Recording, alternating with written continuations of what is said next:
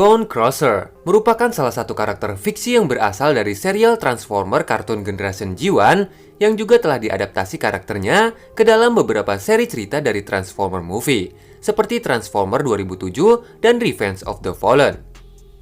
Dalam versi film, Bone Crusher digambarkan sebagai karakter pembenci apapun yang menjadikannya sebagai prajurit tangguh pantang menyerah. Dalam kisahnya sebelum datang ke bumi bersama Decepticon lainnya untuk mencari Allspark serta keberadaan dari Megatron yang menghilang di planet tersebut, di Cybertron Bone Crusher digambarkan merupakan pejuang tangguh dari pihak Decepticon yang cukup terampil dalam bidang taktik, strategi pertempuran, dan juga seni perang. Bahkan selama masih di Cybertron, ia dijuluki sebagai Claw of Megatron atau cakar dari Megatron. Pada awalnya, Bone Crusher sendiri tidak memiliki gangguan mental sebagai sosok pembenci, seperti yang terlihat saat ini. Namun, sifatnya mulai berubah ketika Megatron memanfaatkan kemampuannya sebagai perancang taktik dan pengawas perang yang membuatnya terjauhkan dari medan pertempuran yang sebenarnya sangat ia sukai.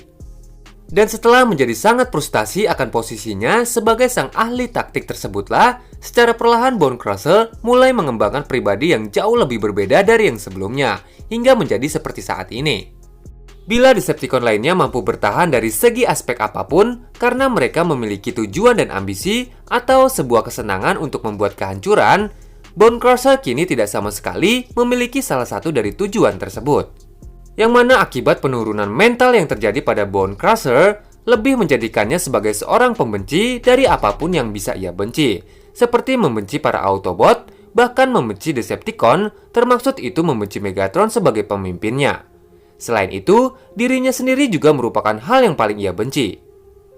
Dalam pertempuran, kebenciannya terhadap apapun ini dijadikannya sebuah pelampiasan yang membuatnya kini menjadi sosok yang lebih brutal dan tidak berpikiran jernih, sehingga pantang menyerah dalam pertempuran. Bahkan di dalam film, sementara Decepticon lainnya akan berpikir dua kali untuk menghadapi Optimus sendirian secara langsung, Bone Crusher malah tidak sama sekali ragu untuk menghadapi Optimus. Setelah sampai di bumi, Bone Crusher dengan tubuh protoformnya mengambil bentuk kendaraan militer yang digunakan oleh manusia bumi sebagai kendaraan khusus pembersih ranjau. Di mana dengan bentuk tersebutlah, ia bersama rekan Decepticon lainnya menyamar dan bersembunyi sambil menunggu komando berikutnya dari Starscream yang menyamar menjadi pesawat tempur. Seperti Autobot Sideswipe, Bone Crusher juga menjadikan bagian roda pada komponen kakinya sebagai cara untuk dapat memiliki kemampuan berlari cepat, meskipun itu tidak dirancang memiliki kemampuan manuver segesit Sideswipe. Selain itu, Bone Crusher juga memiliki senjata cakar yang disebut sebagai Mind Scoop, yang bisa digunakannya untuk menghancurkan apapun, seperti menyingkirkan beberapa mobil di jalan, bahkan menjadikannya sebagai alat serang ketika ia melawan Optimus Prime.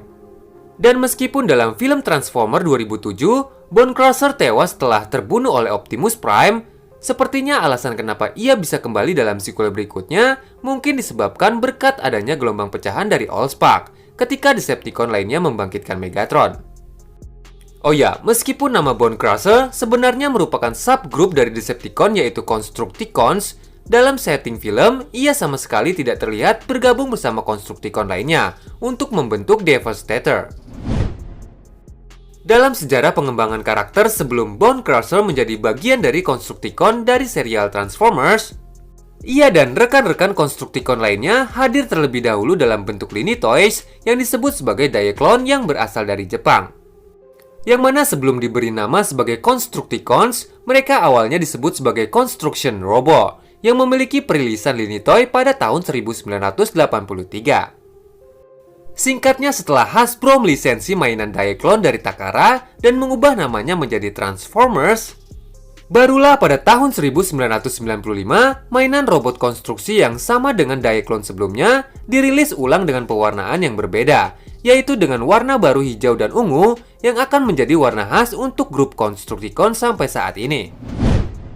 Dan ketika Hasbro bekerja sama dengan Marvel untuk membuat seri cerita komik yang kemudian juga akan disusul dengan perilisan animasi dari Transformer G1, disitulah Bone Crusher memiliki nama dan juga profil asli yang dibuat oleh pihak Marvel.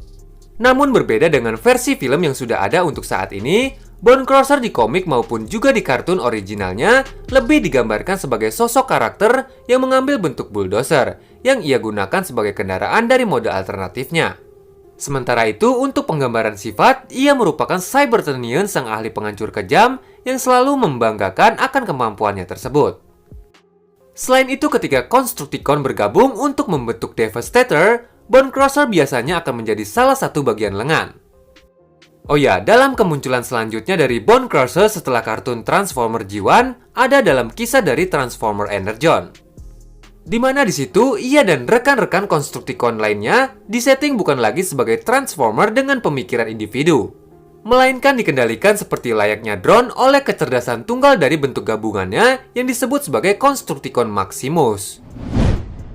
Nah, itulah beberapa hal yang bisa Mimin jelaskan tentang karakter Bonecrusher dalam serial Transformers. Jangan lupa bantu channel ini dengan cara berikan like dan komen kalian, serta tonton juga video menarik lainnya dari channel ini yang mungkin saja kalian suka. Oke, akhir kata Mimin pamit undur diri. See you next video.